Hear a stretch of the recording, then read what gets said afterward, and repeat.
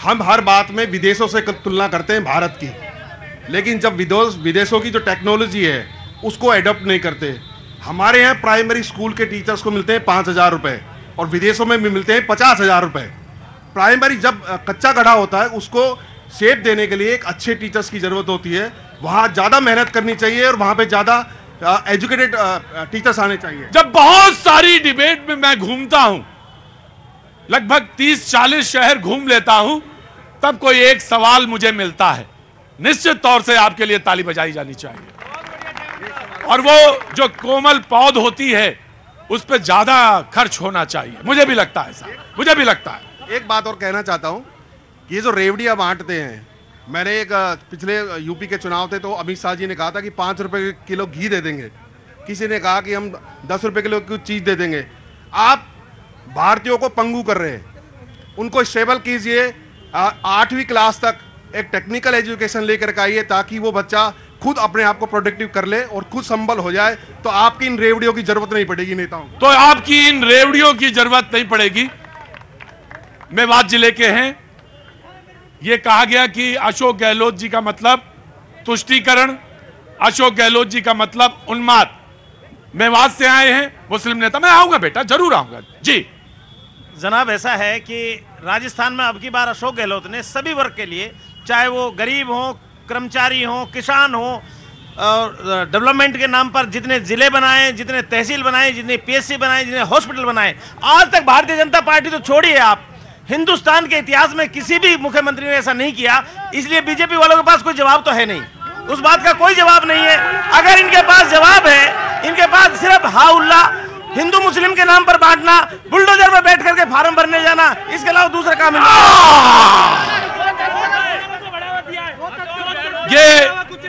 ये कहते हैं कि आपके पास सिवाय बुलडोजर पे बैठने का कोई काम नहीं है। मैं आपको एक चीज बता देता हूँ, 5 साल के अंदर, 5 साल में कांग्रेस, आ रहा हूं आम आदमी, 5 साल में यदि कांग्रेस ने काम किया होता तो आज कांग्रेस की स्थिति ये नहीं होती कि हमारे को सत्ता में आने के लिए जो आम जनता को रेवड़ियां बांटी गई थी, वो रेवड़ियां बांटने की आवश्यकता नहीं पड़ती। परंतु इन्होंने 5 साल काम ना करके सिर्फ सचिन पायलट और गहलोत आपस में सरकार बचाने का काम किया, आम जनता का काम नहीं किया। पेपर लीक इनके काल में हुए, जो रक्षक थे वो भक्षक बने, आरपीएससी के जो मेंबर बना के बेचे वो खुद पेपर लीक करने के लिए आज जेल के अंदर बंद है।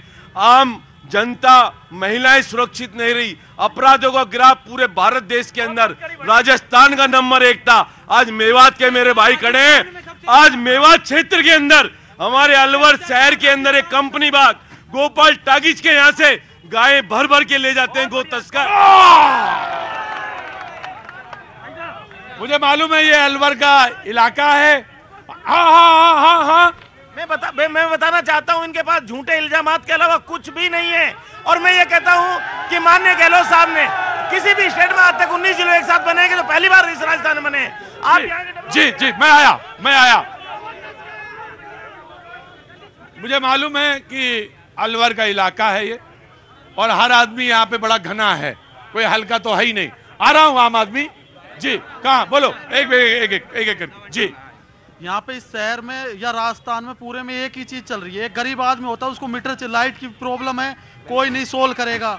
उसको पानी की प्रॉब्लम है, कोई सोल्व नहीं करेगा।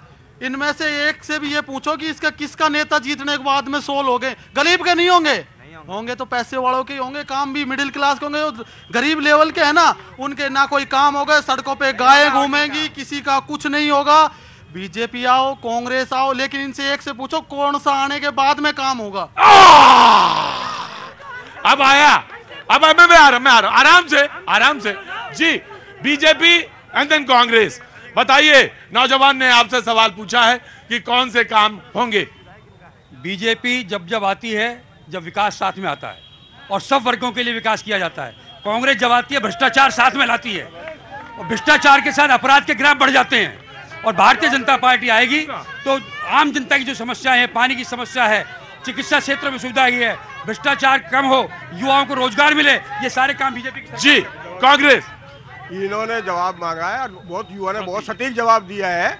3 बार से इनका विधायक है।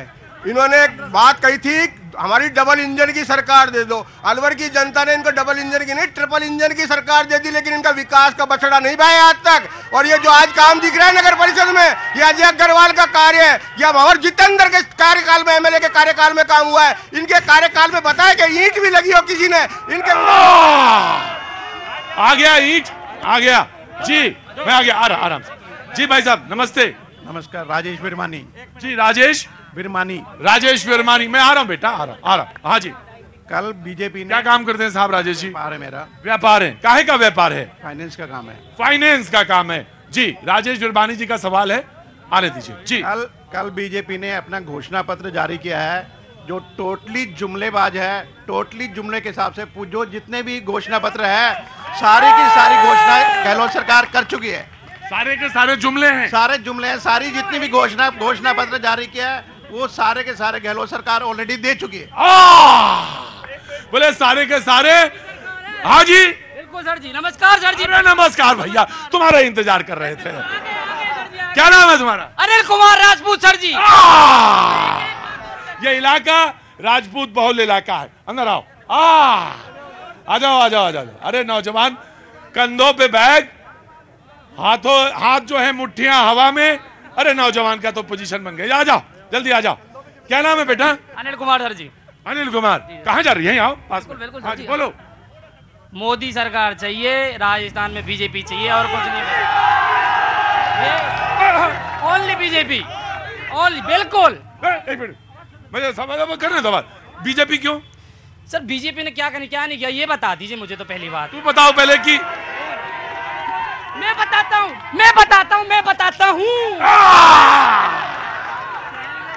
बड़े डिस्टर्ब मत करिए। वही खड़ो।